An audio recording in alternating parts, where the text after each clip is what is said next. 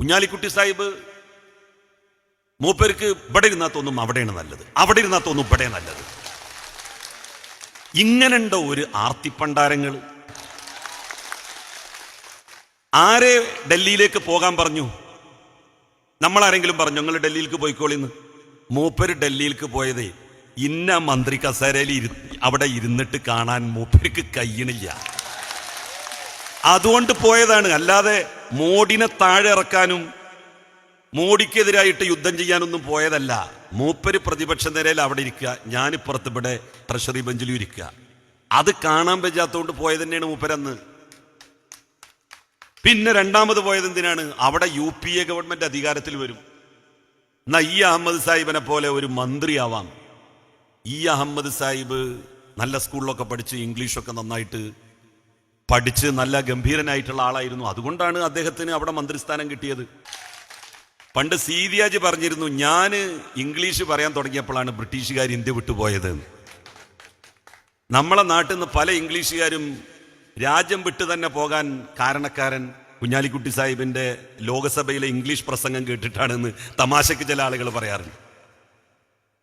ഇങ്ങനെയുണ്ട് ഒരു മനുഷ്യൻ. ഇവിടെ മൂപ്പര് ഇരിപ്പൊട്ടൂല, മൂപ്പർക്ക് എവിടെ ഇരിപ്പൊട്ടൂല. അതാണ് മൂപ്പരെ പ്രശ്നം.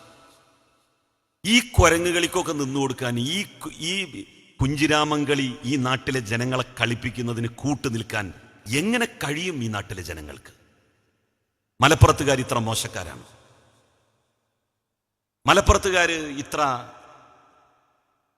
കുറഞ്ഞ ആളുകളാണ്? അവർ രാഷ്ട്രീയ ബോധം ഉയർത്തിക്കാണിച്ചിട്ടുണ്ട് പല സന്ദർഭങ്ങളിലും. ഇനിയും അവരത് കാണിക്കും. കാണിക്കേണ്ട സമയത്ത് അവരത് പ്രകടിപ്പിക്കും, ഒരു സംശയവും വേണ്ട.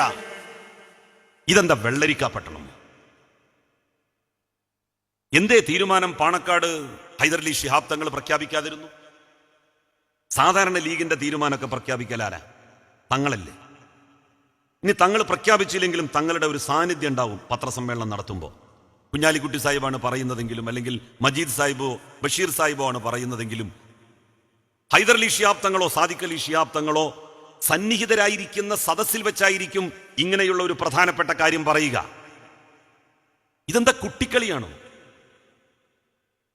ആ തീരുമാനം പറഞ്ഞത് മജീദ് സാഹിബ്. ഇവരൊരു മുക്കുട്ട് കമ്പനിയായിട്ട് മുസ്ലിം ലീഗിനെ മാറ്റുന്നു, ഒരു പ്രൈവറ്റ് ലിമിറ്റഡ് കമ്പനിയായിട്ട്. തങ്ങന്മാർക്ക് പോലും അതിൽ യോജിപ്പില്ല എന്നുള്ളതിന്റെ തെളിവാണ് ബഹുമാന്യനായ പാണക്കാട് ഹൈദരലി ശിഹാബ് തങ്ങളുടെ മകൻ, മുസ്ലിം യൂത്ത് ലീഗിന്റെ ദേശീയ vice president Moeen Ali Shihab Thangal ആ തീരുമാനം പുനഃപരിശോധിക്കണം എന്ന് പറയുന്നതിലേക്ക് നയിച്ചിരിക്കുന്നത്. അതൊരു നല്ല ലക്ഷണമാണ്. തിരുത്തൽ ശക്തികൾ മുസ്ലിം ലീഗിൽ ഉണ്ടായി വരുന്നു.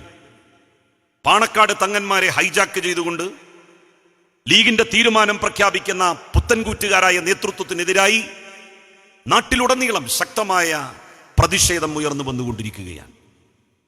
ഞാൻ എൻ്റെ വാക്കുകൾ ദീർഘിപ്പിച്ചു കൊണ്ടുപോകുന്നില്ല. മലപ്പുറത്തെ നല്ലവരായിട്ടുള്ള മനുഷ്യരെ കുരങ്ങ് കളിപ്പിക്കാൻ വേണ്ടി ശ്രമിക്കുന്ന മുസ്ലിം ലീഗിന്റെ പുതിയ നേതൃത്വത്തിന്റെ തീരുമാനത്തിനെതിരായി വിധി എഴുതാൻ നിങ്ങളെല്ലാവരും തയ്യാറായി നിൽക്കുക എന്ന്